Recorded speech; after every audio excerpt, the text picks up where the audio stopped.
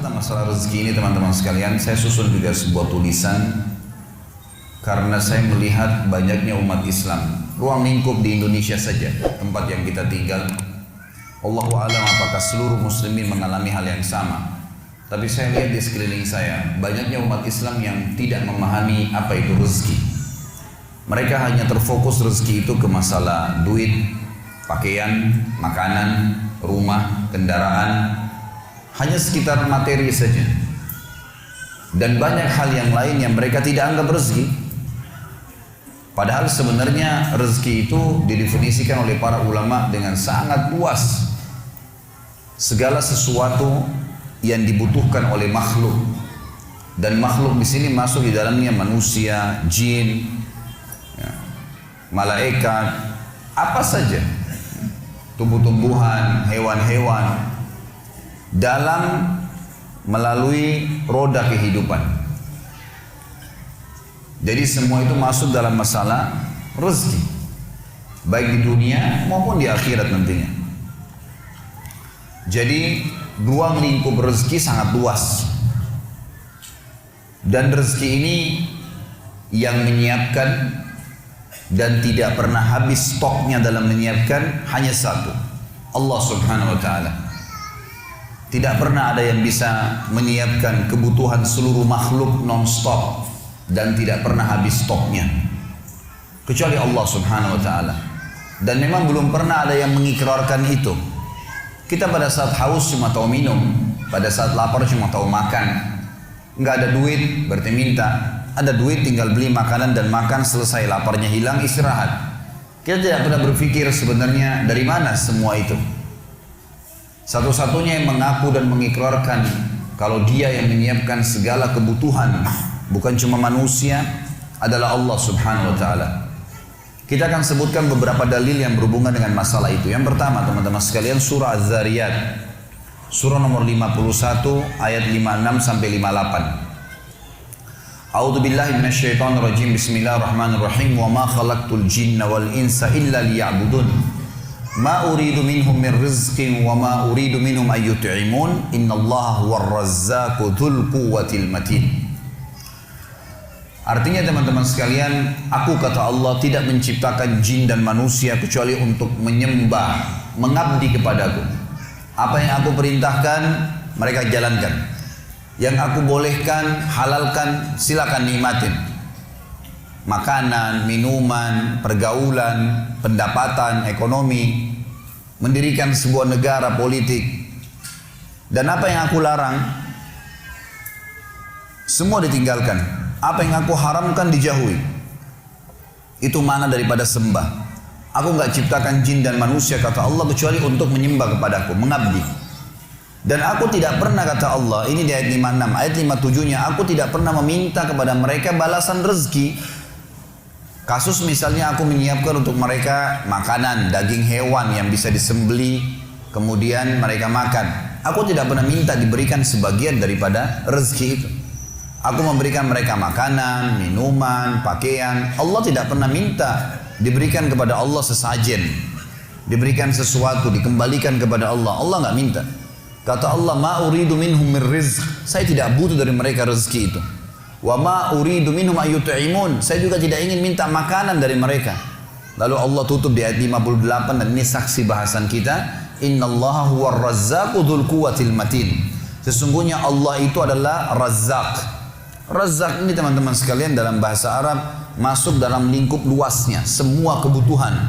Kalau kita bicara masalah substansial kebutuhan, maka dikatakan razik. Sifat Allah juga razik. Kalau kita masuk ke dalam substansial kebutuhan, misalnya makanan saja, atau minuman saja, atau oksigen saja, atau cahaya saja, masuk substansial bisa dikatakan razik. Tapi kalau kita mengatakan sosok pencipta yang selalu menyiapkan segala kebutuhan secara global dan tidak pernah habis stoknya, maka bahasa Arabnya Razzaq. Dan Allah mengatakan innallaha huwar razzaq. Allah itu adalah Razzaq, pemberi rezeki yang tidak pernah habis stoknya, dzul quwwatil matin, sebaik-baik tempat untuk bersandar. Saya kasih contoh teman-teman sekalian supaya lebih jelas realita lapangannya. Rezeki masuk dalamnya cahaya. Saya sudah pernah jelaskan pertemuan kita semalam, kalau seandainya tidak ada cahaya lampu ini sekarang, kalau siang hari nggak ada cahaya matahari, Anda pasti tidak akan bisa melihat saya. Saya juga tidak bisa melihat, setajam apapun pandangan mata kita, senormal apapun mata kita tidak bisa melihat. Karena cahaya ini ada, maka akhirnya kita bisa melihat. Cahaya ini adalah sebuah rezeki. Hidung kita menarik oksigen dengan gratis. Dan saking biasanya kita menghirup oksigen supaya bisa hidup, maka kita menganggap biasa. Padahal sebenarnya kalau orang sesak nafas, kemudian dia membayar di rumah sakit tabung oksigen, naudzubillah, dia harus bayar berapa juta. Kuping kita menangkap suara. Anggota tubuh kita mencerna makanan yang kita makan. Kita cuma tahu mengunyah.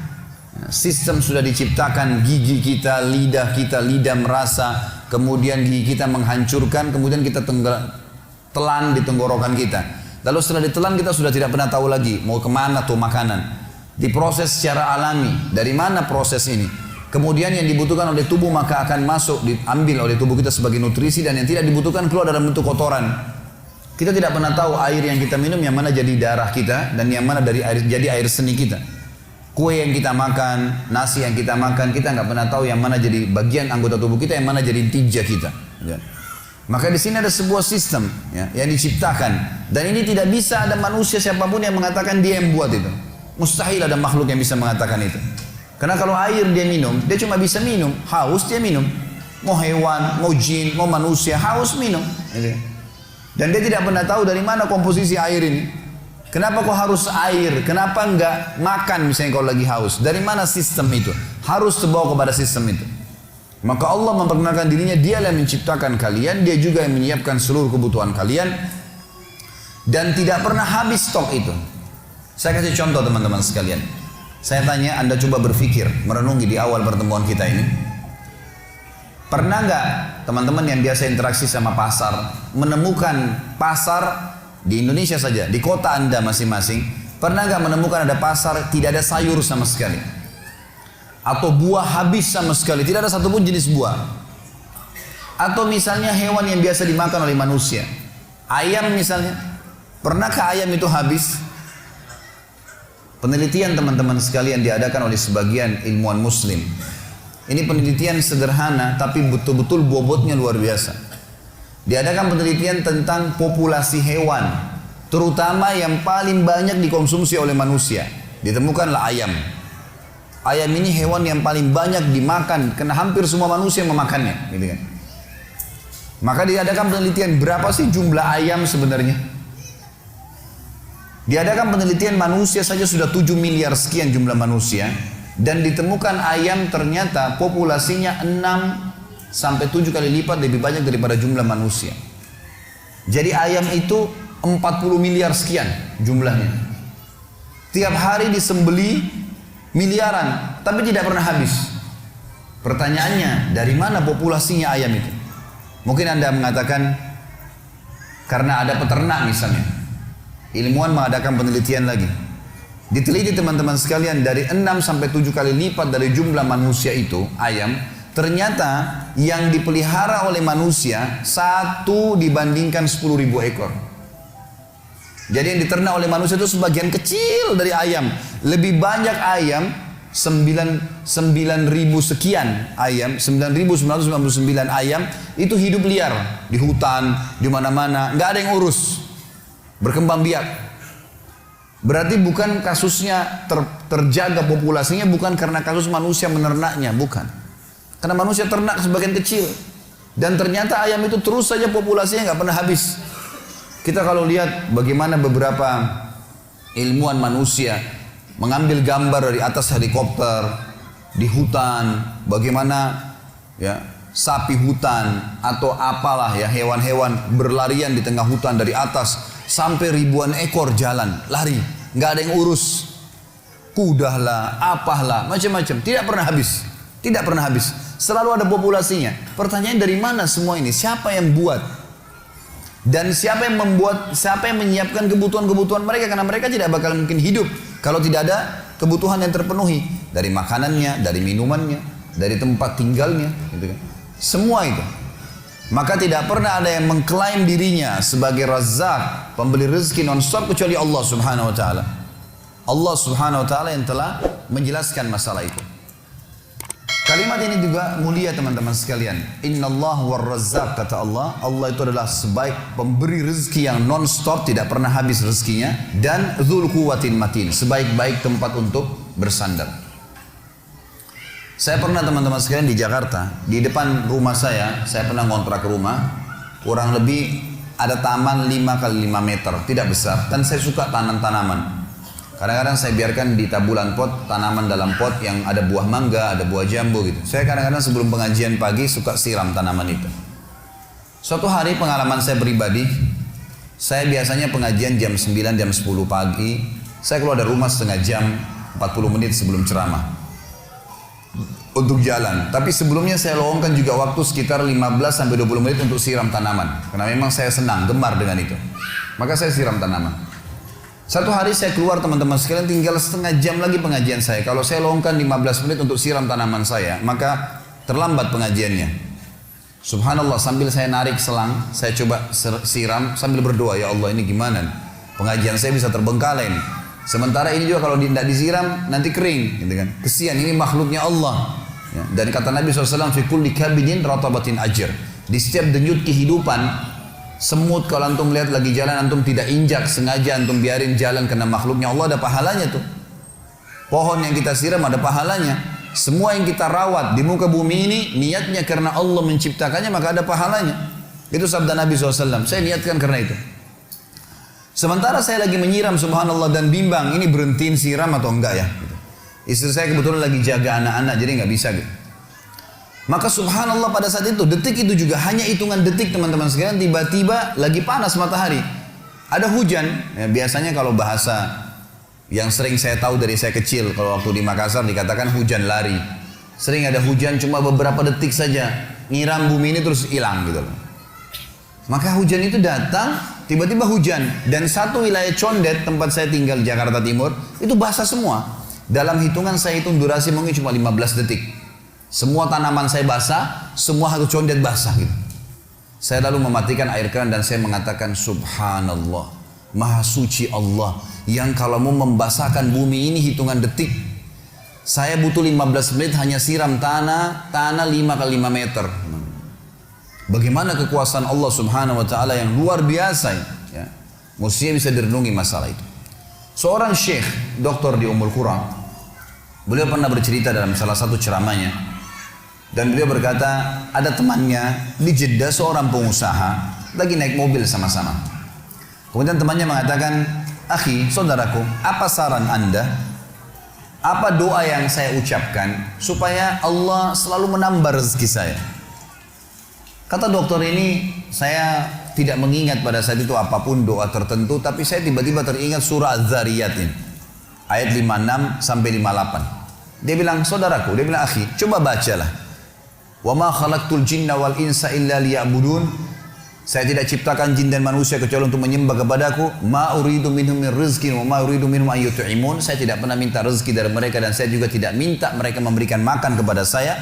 Innallahu war-razzaqu dzul quwwatil matin. Sesungguhnya Allah itu zat yang maha pemberi rezeki, tidak pernah habis stoknya dan sebaik-baik tempat bersandar. Coba kau baca dalam doamu, ya Razzaq dzul quwwatil matin, wahai zat yang pemberi rezeki dan sebaik-baik tempat bersandar, urzukni, berikan saya rezeki. Kata dia, kemudian berpisahlah kami. Sebulan kemudian saya ditelepon sama teman saya, karena yang satu tinggal di Mekah, syekhnya, yang ini tinggal di Jeddah, lumayan 80-90 km jaraknya. Maka temannya telepon mengatakan, akhi, jazakallah khair, semoga Allah balas dengan kebaikan. Selama sebulan saya amalin tuh. Saya selalu bilang, ya Razzaq dzul quwwatil matin urzukni, selalu saya ucapkan. Dan sekarang Allah membuat ya zat yang maha Razzaq, memberi rezeki, dzul quwwatil matin, sebaik tempat bersandar, memberikan keuntungan buat saya 1 juta rial gitu.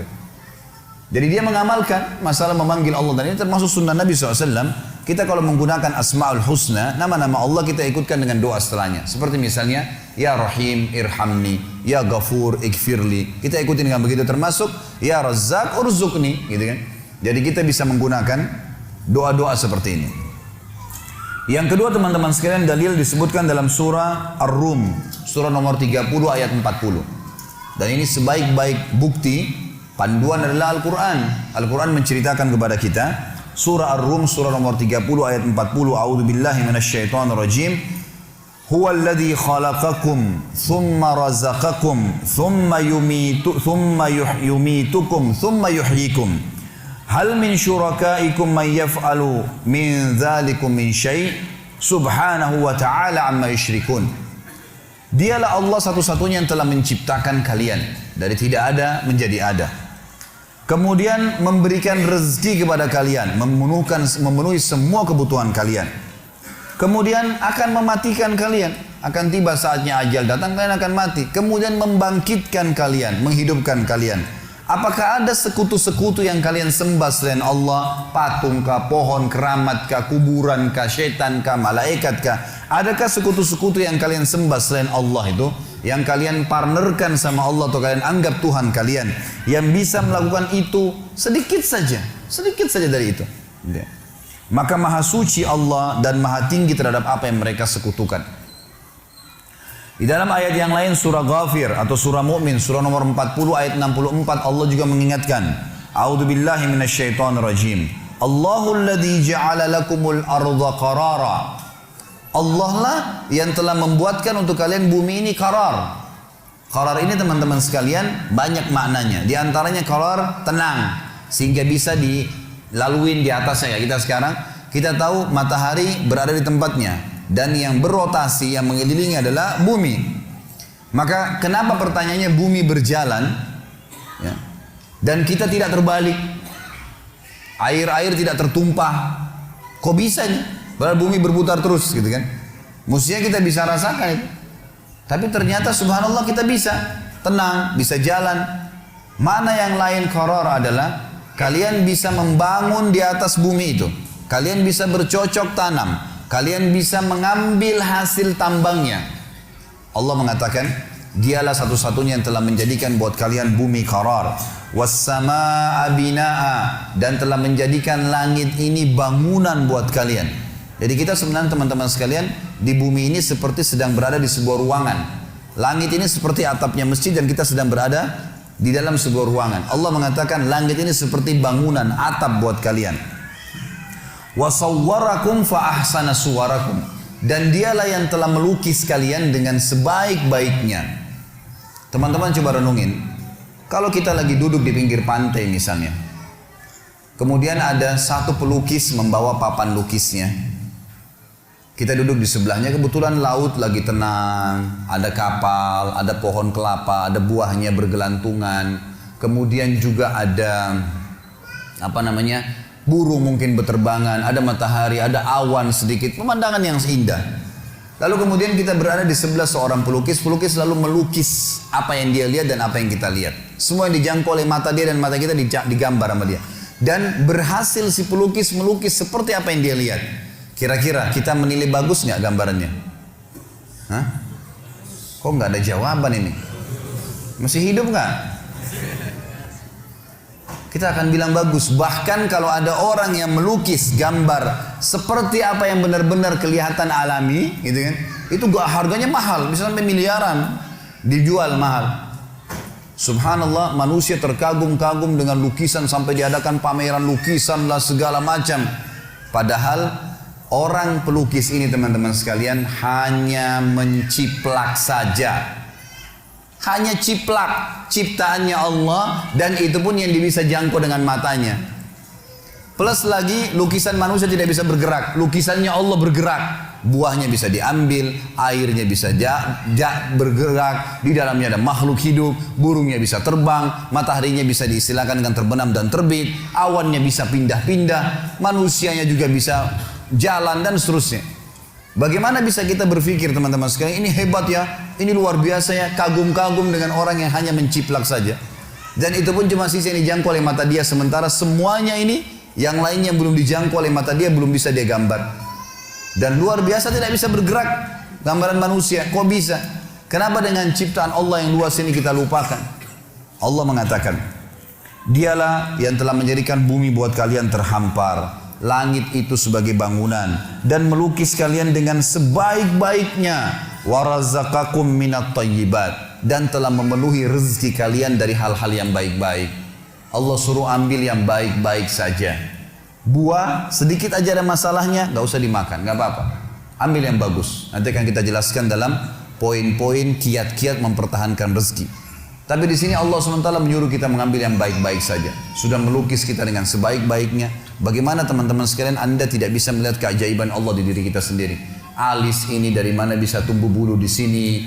Kemudian jaraknya tepat. Ada hidung di tengah-tengahnya. Ada mata, gitu kan? Ada bulu matanya. Dan seterusnya. Bayangkan kalau kita ini manusia. Jalan tapi tidak ada kulitnya. Urat-urat saraf semua sama otot-ototnya. Bagus nggak kelihatan? Nggak bagus. Allah datangkan cuma kulit, datangkan bulu sedikit, kasih warna, udah bagus. Allah mengatakan wasawwarakum fa ahsana suwarakum. Dia betul-betul melukis kalian dengan sebaik-baiknya, wa razaqakum minat thayyibat, dan memenuhi kebutuhan kalian dari yang baik-baik. Gak usah buat masalah, cari yang baik saja, cari yang berkualitas saja, nikmatin. Boleh, silahkan. Kata Allah, "Dzalikumullahu rabbukum fatabarakallahu rabbul alamin." Itulah Allah Tuhan kalian, maka maha berkah Allah Tuhan alam semesta. Ayat yang lain teman-teman sekalian, ayat yang mulia juga adalah surah Qaf. Surah nomor 50 ayat 6 sampai ayat 11. Ini Allah mengajak manusia berpikir tentang masalah kebutuhan-kebutuhan mereka yang mereka dapatkan setiap harinya agar mereka kembali kepada satu pencipta itu. A'udzu billahi minasyaitonir rajim. Afalam yanzuru ila as-sama'i fawqahum kaifa banainaha wa zayyannaha wa ma laha min furuj. Tidakkah mereka lihat manusia-manusia itu ke langit di atas kepala mereka? Bagaimana kami ciptakan, bagaimana kami dirikan, kami bangun, bagaimana kami hiasi dengan miliaran bintang-bintang, dan mereka tidak menemukan sedikit pun celah kekurangannya. Surah Al-Mulk juga menjelaskan masalah itu, ayat 3. A'udzu billahi minasyaitonir rajim. Alladzi khalaqa sab'a samawatin tibaqa. Allah yang telah menciptakan 7 lapis langit yang bersusun, dan tadi subuh sudah saya jelaskan bagaimana besarnya langit-langit itu, teman-teman sekalian. Lalu Allah mengatakan, "Ma tara fi khalqir rahmani min tafawut, farji'il basara hal tara min futur, thumma rji'il basara karrataini yanqalib ilaikal basaru khasi'an wa huwa hasir." Kata Allah, coba kalian angkat pandangan mata kalian ke langit sana. Lihat baik-baik tuh langit. Maka niscaya kalian akan turunkan pandangan mata kalian dalam kondisi letih, sementara kalian belum menemukan celah kekurangannya. Dan coba kata Allah, angkat sekali lagi lihat langit itu. Kemudian terus kamu mencari, coba cari celah kekurangannya. Niscaya kalian akan turunkan pandangan mata kalian dalam kondisi capek dan tidak menemukan sedikit pun dari celah kekurangan langit tersebut. Allah mengatakan wal arda madadnaha, dan bumi kami hamparkan sehingga bisa ditinggalin, dibangunin, diambil hasil tambangnya, dicocok tanamin. Wa alqaina fiha rawasiya, dan kami tancapkan di atasnya gunung-gunung. Wa ambatna fiha min kulli zaujin bahij, dan kami tumbuhkan di atas bumi itu ya semua yang berpasang-pasangan. Maksudnya di sini ada hewan-hewan melata, kayak manusia, hewan-hewan, tumbuh-tumbuhan, sehingga mereka bisa berkembang biak. Tabsiratan wa dzikra likulli abdin munib. Tabsira itu sebagai ilmu pengetahuan. Wa dzikra, dan peringatan bagi hamba-hamba yang munib.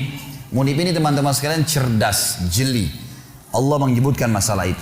Wa nazzalna minas sama'i ma'an mubaraka, dan kami turunkan dari langit air yang penuh dengan berkah, air hujan. Fa'ambatna bihi jannatin wa habbal hasid, yang kami tumbuhkan dengan air hujan itu kebun-kebun yang lebat dan juga biji-bijian yang siap untuk menjadi pohon yang baru. Wan nakhla basiqatin laha tal'un nadid, dan kami juga tumbuhkan dengan air hujan pohon-pohon kurma yang memiliki mayang-mayang yang banyak. Saya perlu jelaskan karena teman-teman mungkin belum tahu pohon kurma. Di Timur Tengah sekarang, kalau orang itu mau dianggap kaya, dia harus punya pohon kurma, kebun kurma. Kalau hanya sekedar punya mobil mewah, rumah besar, itu masih biasa. Masih banyak orang yang punya. Tapi kalau orang punya kebun kurma, ini luar biasa. Karena satu pohon kurma itu umurnya panjang. Bisa berumur seperti pohon kelapa gitu kan. Dan punya mayang. Mayangnya itu banyak kalau musim ya berbuah keluar. Dan satu pohon itu kalau lagi padat, itu bisa turun, ya bisa sampai 1000 kilo kurma. Dan kurma ini ada 300 macam jumlahnya. Dan ada yang kering, ada yang basah. 90% kurma kering. kurma kering teman-teman sekalian bisa bertahan sampai setahun, 2 tahun nggak rusak, gitu kan. Maka ini transaksi bisnis yang sangat menguntungkan, gitu kan. Karena buahnya kalau berbuah banyak bisa bertahan sampai tahunan nggak rusak, gitu kan. Belum lagi dengan nutrisi-nutrisi ada di dalamnya. Maka Allah menyebutkan khusus masalah kurma. Dan coba lihat kurma bagaimana kami tumbuhkan, kata Allah. Kemudian ya keluar dari mayang-mayangnya buah-buah yang banyak. Kata Allah, rizqan lil ibad.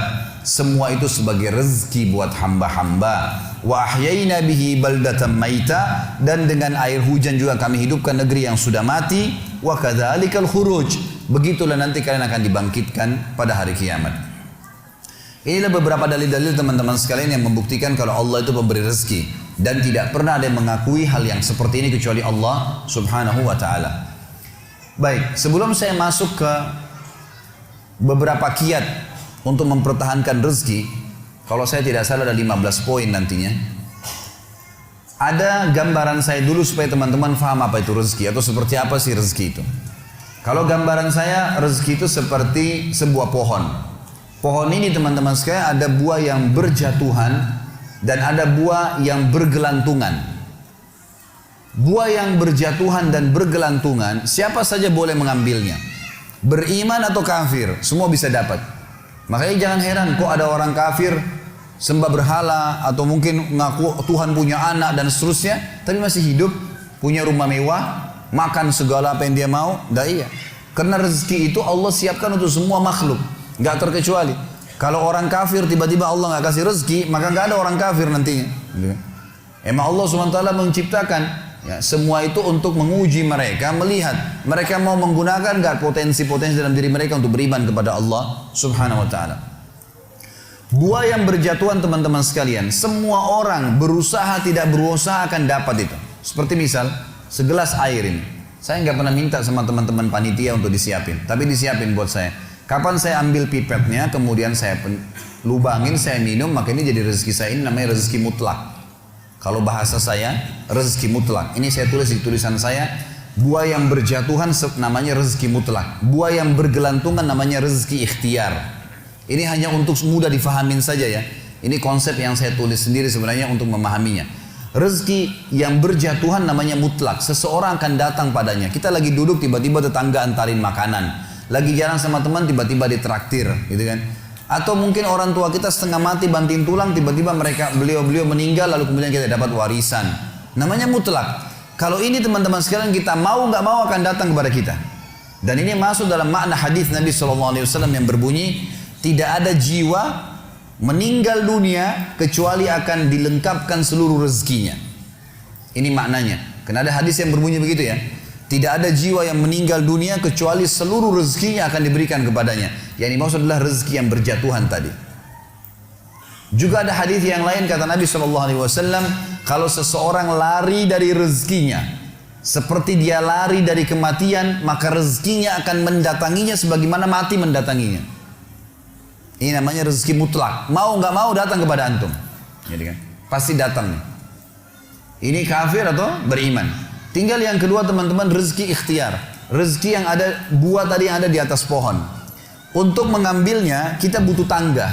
Kita butuh tangga, fasilitasnya. Fasilitas ini teman-teman sekalian, tangga ini adalah ilmu. Adalah ilmu. Ini sesuai mirip dengan perkataan Imam Syafi'i rahimahullah. Siapa yang ingin dunia, dia harus punya ilmunya. Siapa yang ingin akhirat, dia harus punya ilmunya. Siapa yang punya dua-dua, mau dua-dua dunia akhirat, dia juga harus punya ilmunya. Memang ilmu itu tangganya. Jadi siapapun yang punya ilmunya, dia pelajari bisnis tertentu misalnya. Dia pelajari misalnya masalah properti, masalah ya kuliner, masalah ini, masalah itu. Dipelajari sama dia. Kemudian dia punya ilmunya, maka dia punya tangga. Dia akan naik ke atas. Dan pada saat dia naik ke atas pohon, dia bisa petik buah sebanyak mungkin, semau dia. Kenapa misalnya restoran-restoran besar dunia seperti KFC, McDonald dan seterusnya, ini bukan karena saya sebutkan namanya karena mau dipromosikan, tidak ada hubungannya. Tapi yang saya maksudkan adalah bagaimana bisa seseorang yang beragama Yahudi kufur kepada Nabi SAW, kufur kepada Allah, Allah pastikan kekafiran mereka, tapi bisa punya cabang sampai jutaan cabang, ribuan, ratusan ribu cabang seluruh dunia. Karena dia punya ilmunya. Dia pelajari ilmunya. Jadi orang kafir pun bisa dapat tuh, gitu kan? Bisa dapat. Jadi jangan heran teman-teman kenapa orang kafir bisa punya banyak usaha. Ya dia punya ilmu, kita pelajarin. Makanya Allah berikan standar dalam masalah rezeki. Semua manusia punya 2 mata, punya 2 kaki, punya 2 tangan. Waktunya sama 24 jam. Potensinya sama, kecuali yang lahir dalam keadaan cacat saja. Kalau enggak sama semua, gitu kan? Bedanya kita sama orang-orang yang sudah sukses, ya hanya sekedar ilmu pengetahuannya saja. Kalau ilmunya kita miliki dan kita coba kembangkan, maka akan terbuka itu. Hanya saja teman-teman sekalian, beda antara, dan ini kalau rezeki ikhtiar terbuka, semua orang bisa mengumpulkan sebanyak mungkin. Tinggal bagaimana dia punya ilmu. Ilmunya tangga, dia naik ke atas. Begitu dia naik ke atas, dia ambil buah yang terdekat. Yang agak jauh dipakai jala sama dia. Tambah ilmu lagi, tambah fasilitas, tambah pengetahuan, kursus lagi, tambah keterampilan. Maka dia akan bisa mengambil sebanyak mungkin, tidak ada batasnya. Bedanya antara rezeki orang beriman dengan rezeki orang kafir di berkahnya. Ini bedanya di sini.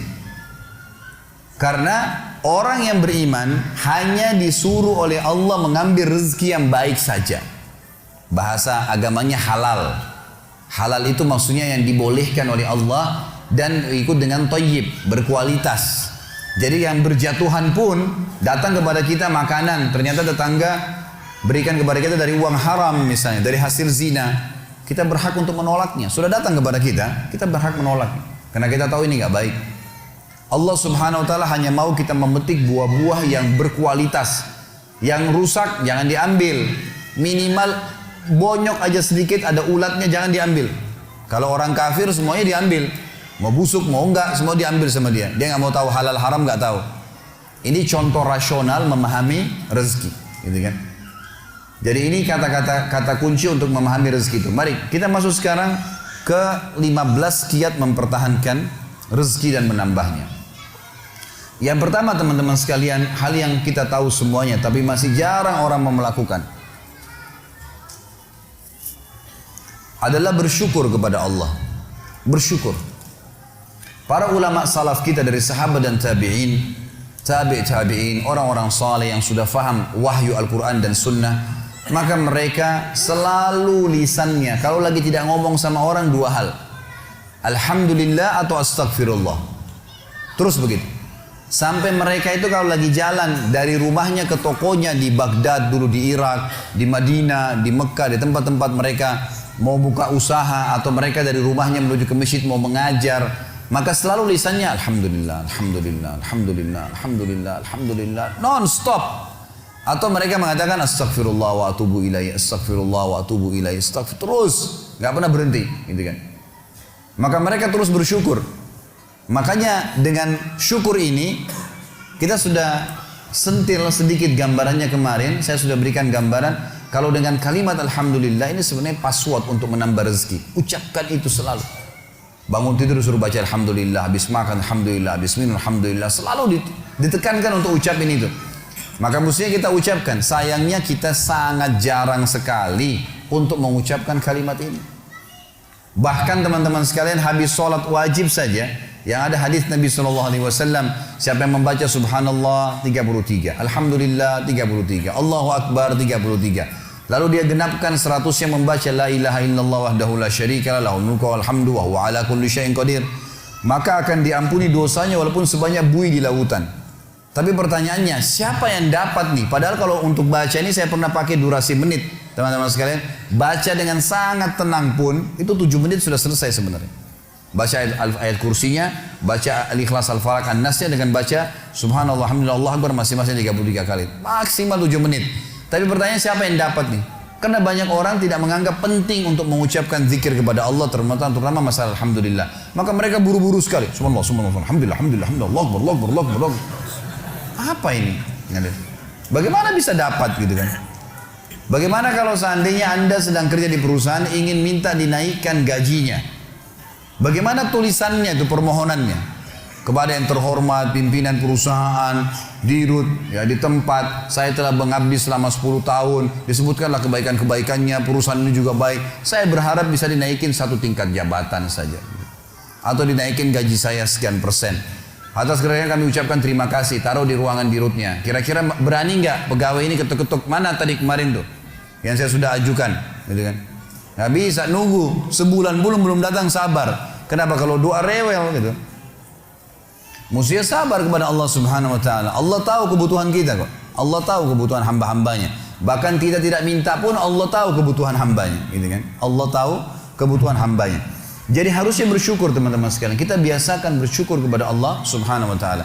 Masih ingat tadi pagi saya bilang banyak hal-hal yang bahkan dianggap buruk oleh manusia ternyata sebuah rezeki. Seperti tadi lapar, haus, capek. Mulai sekarang jangan kalau lapar bilang aduh lapar, nggak boleh. Karena kalau tidak lapar nggak enak kita makan. Mestinya alhamdulillah saya lapar. Itu aja mestinya kita syukurin. Hal-hal yang kita anggap buruk juga sebuah nikmat sebenarnya. Karena tanpa lapar tidak enak orang makan. Kalau haus, alhamdulillah saya haus. Karena memang kalau tidak haus nggak enak kita minum. Begitu pula dengan capek, alhamdulillah saya capek. Karena dengan capek enak rasanya tidur itu. Tapi kalau tidak capek kita nggak enak tidurnya, gitu kan? Bahkan kadang-kadang kita gelisah bangun tengah malam karena sudah terlalu banyak tidur. Coba kalau kita capek luar biasa, mestinya lisan kita mengatakan alhamdulillah. Allah menyebutkan dalil tentang pentingnya bersyukur ini di dalam surah Al-Ankabut, surah nomor 29 ayat 17. A'udzu billahi minasyaitonir rajim. Innama ta'buduna min dunillahi awthanan wa takhluquna ifka. Sesungguhnya kata Allah, semua yang kalian sembah selain Allah adalah berhala-berhala. Patunglah, pohonlah, apalah, semuanya itu berhala kata Allah. Dan kalian membuatnya dengan ifka, kedustaan. Orang nyembah berhala, dia sendiri yang pahat matanya, dia sendiri yang buat hidungnya, dia sendiri yang buat kepalanya, topinya, apalah. Kemudian dia anggap, oh ini Tuhan. Gimana cara? Kata Allah ini ifka, ini kedustaan. Kalian dustain diri kalian sendiri kata Allah. Semua yang kalian sembah selain Allah, itu berhala-berhala yang kalian karang-karang, kalian dustain diri kalian sendiri. Dan subhanallah kebanyakan orang, ujung-ujungnya ini karena masalah duit saja. Banyak kita ambil ruang lingkup orang Islam saja misalnya. Ada seorang dikenal namanya Badawi di Mesir. Nanti kita tarik ke Indonesia ini contohnya. Badawi ini di Mesir sebenarnya dulunya bukan seorang alim ulama, orang biasa, tapi dikenal di masyarakat. Waktu dia meninggal, karena dia sering baik sama masyarakat, ada satu masyarakat wakafin tanah di kebunnya, ini buat kuburannya si Badawi. Berjalan waktu, ahli waris pemilik kebun menjual tanah-tanah mereka. Akhirnya sampai membuat kuburan tersebut berada di pinggir jalan. Lewatlah dua orang yang fasik. Fasik ini muslim lebih banyak dosanya, nggak memikirkan masalah, nggak takut dengan akhirat, nggak takut dengan dosa-dosanya, nggak pernah berpikir masalah neraka. Maka lewat, ban mobilnya pecah pas dekat di seberang kuburan itu, seberang jalan. Yang satu lagi perbaikin ban, yang satu ini melihat ke arah kuburan itu. Ternyata dalam hitungan 5 menit saja, itu ada 10 orang lewat. Dari 10 orang ini 8 orang memberikan salam ke kuburan itu. Salam, seorang muslim berikan salam ke kuburan sunnah Nabi gitu. Orang fasik ini mengambil sebuah kaleng tua di dekat mobilnya, kemudian dia menyeberang, ditaruh di dekat kuburan itu, lalu dia pindah ke sebelah. Dilihat sama dia 5 menit ke depan lagi seperti apa. Ternyata dari 10 orang yang lewat, selain memberikan salam, ada 2 orang nitipin duit, masukin ke kaleng bekas itu. Dia bilang sama temannya, sebentar ada proyek nih. Dia pergi ke toko bangunan, beli semen, beli keramik, beli pagar, dirombak tuh kuburan hari itu. Pasang celengan yang lebih bagus lagi.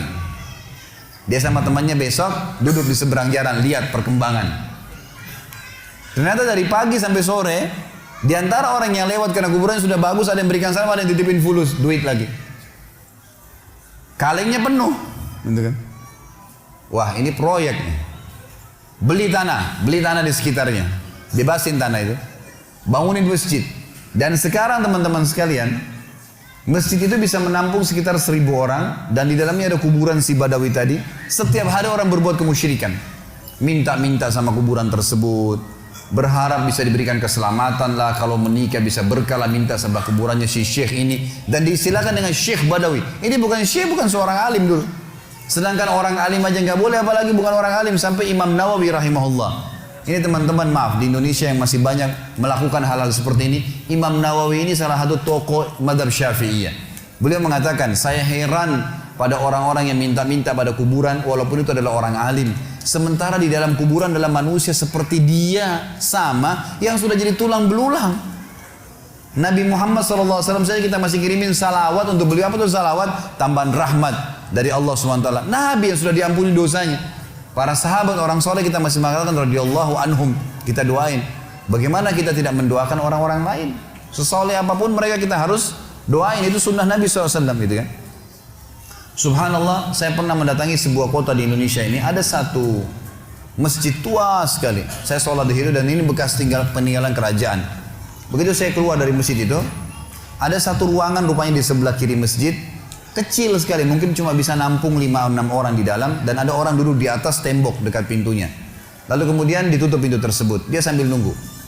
Saya lewat terus saya tanya teman saya, ini tempat apa ini? Dia bilang ini dalamnya kuburan. Terus untuk apa orang itu duduk di atas pintu? Dia bilang itu penjaga pintunya. Terus apa yang dilakukan? Dibukain pintu sama dia. Sebentar, nanti antum lihat ada 5 orang yang keluar. Di dalam sudah minta-minta kepada kuburan tersebut. Nanti gantian lagi 5 orang lagi masuk antri. Begitu terus, gitu kan? Dan akhirnya penjaga kuburan diberikan duit oleh dia. Subhanallah, saya bilang Subhanallah, Maha Suci Allah. Di mana mereka dari sabda Nabi SAW kepada Abdullah bin Abbas, wahai anak kecil, kalau kau minta tolong hanya minta tolong kepada Allah. Di mana mereka dari perkataan Imam Nawawi tadi, kalau mestinya mereka mengirimkan doa untuk orang mati, bukan malah mereka minta-minta kepada mereka. Ada ajaran agama kita jelas, tapi seperti itulah. Subhanallah. Dan ujung-ujungnya di belakangnya ternyata pengumpulan dana lagi, gitu kan? Ini banyak orang yang tidak sadar dan membiarkan manusia terjerumus hanya karena ingin mendapatkan rezeki yang dasarnya sebenarnya sudah ada sumbernya, tadi sudah saya jelaskan.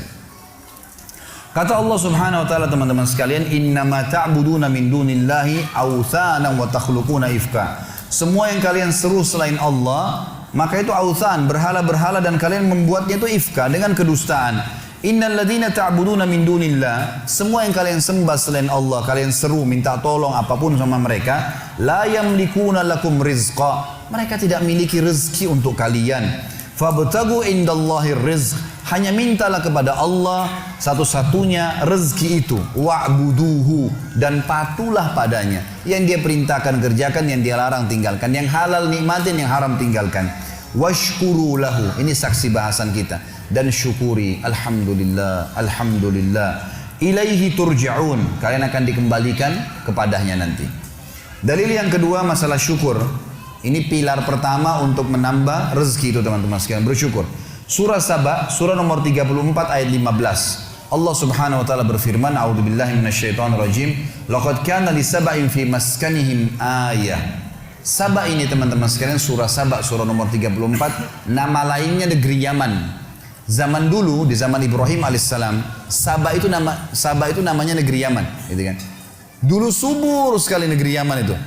Dan Allah Subhanahu wa taala menceritakan tentang keadaan mereka dalam surah Saba ayat 15 ini. Sesungguhnya di negeri Saba di zaman dulu itu, di kehidupan mereka ada tanda-tanda kebesaran Allah. Jannatani ayyamini wa shimal. Di sisi timur dan baratnya itu ada kebun-kebun yang lebat. Dijelaskan dalam sebuah riwayat Nabi SAW bahwasanya dulu di negeri Saba ini ada Saddul Ma'rib namanya. Ada bendungan Ma'rib. Bendungan Ma'rib ini, teman-teman sekalian, dibuat dengan ilmu yang Allah berikan kepada mereka dan mereka beriman kepada Allah. Maka membuat akhirnya di musim panas pun mereka tetap punya sayur-sayuran. Semua di barat negeri Saba sayur-sayuran, di bagian timurnya adalah buah-buahan, dan sampai mereka menjadi pemasok terbesar di dunia pada saat itu. Maka Allah mengatakan, kulu min rizki rabbikum washkurulah. Kata kuncinya, makanlah, nikmatilah itu semua, tapi syukuri, bersyukur kepada Allah. Kata Allah, kalau kalian bersyukur, baldatun tayyibah, negeri kalian pasti akan jadi baik, wa rabbun ghafur, dan kalian akan menemukan Tuhan kalian adalah zat yang maha pengampun. Sudah masuk waktu?